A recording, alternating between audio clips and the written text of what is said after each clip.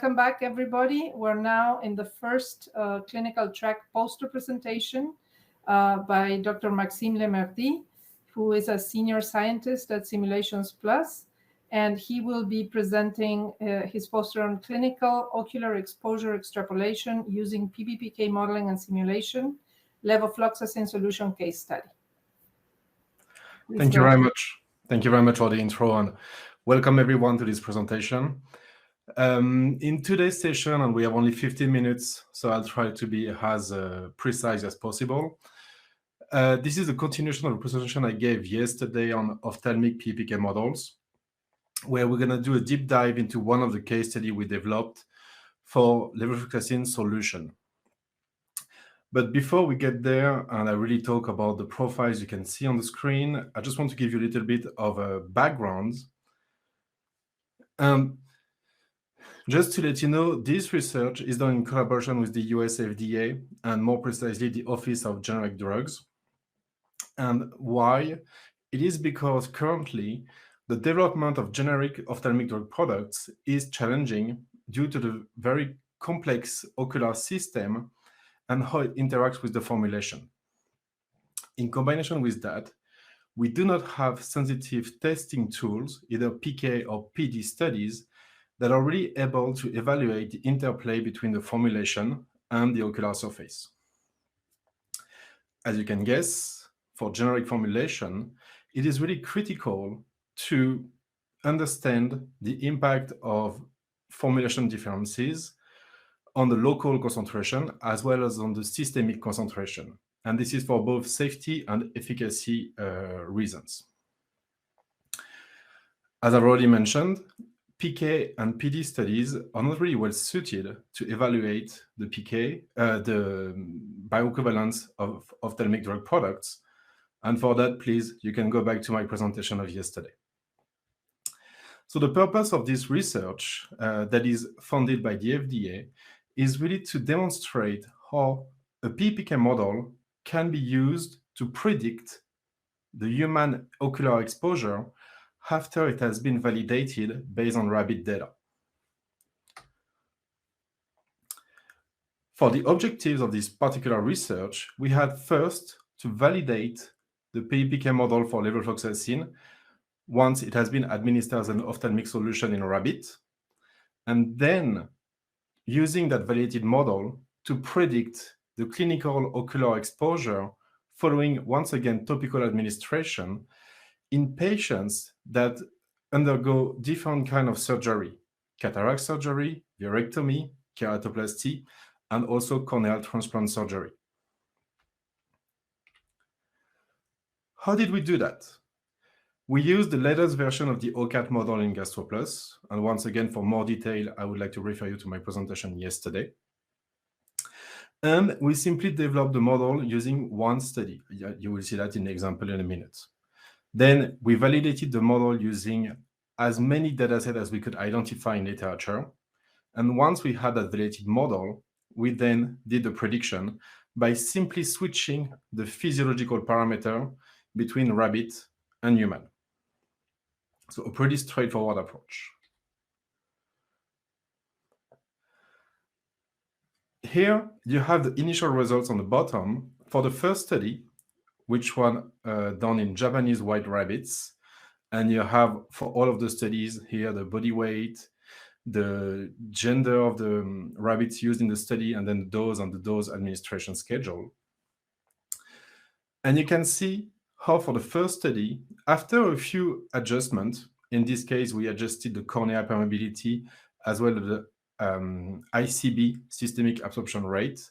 But after adjusting those two parameters, you can see how the model is doing a really good job at describing both the cornea and the conjunctiva construction time course. So this is what we call our development data set, which was the study A right here. Then, without changing any other parameter besides the dose frequency parameter and also the physiology parameter to adjust for the New Zealand and the Dutch belt, those are the results that we got. You can see here on the screen, for the top row, 5 concentration time profile for cornea, and for the bottom row, 5 concentration time profile for aqueous humor, 2 tissues of the anterior segment of the eye. And you can see how by simply adjusting the administration schedule and the dose, the model is able to predict the data. If we look at the big picture, the results are really good, and overall, the data are well predicted. If we look at some of the studies, especially study B, we see that the cornea data are over-predicted, but on the opposite, for study E, they are under-predicted. Whereas for study C, D, and E, they are well predicted. So what does it tell us?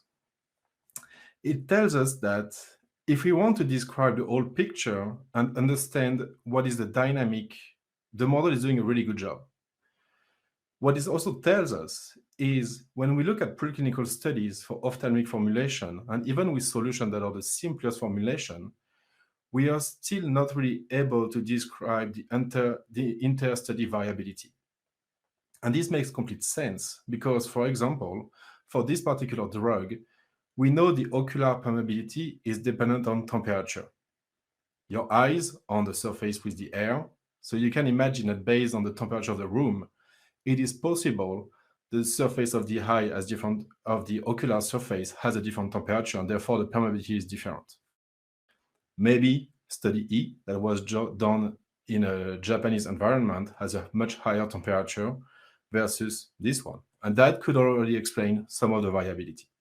And we do not have those kind of details in the model. So, but what we recommend, and following those discussions with the FDA, is to include as many data as possible, so basically include everything you have, and try to simulate and look at the big picture.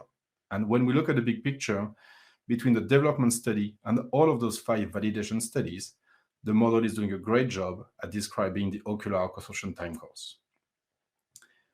So we had that validated model, and we could then move to human.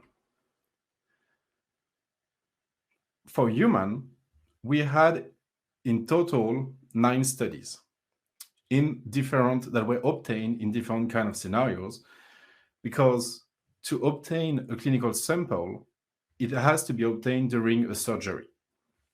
So for cataract surgery, for example, it is easy to obtain aqueous humor concentrations.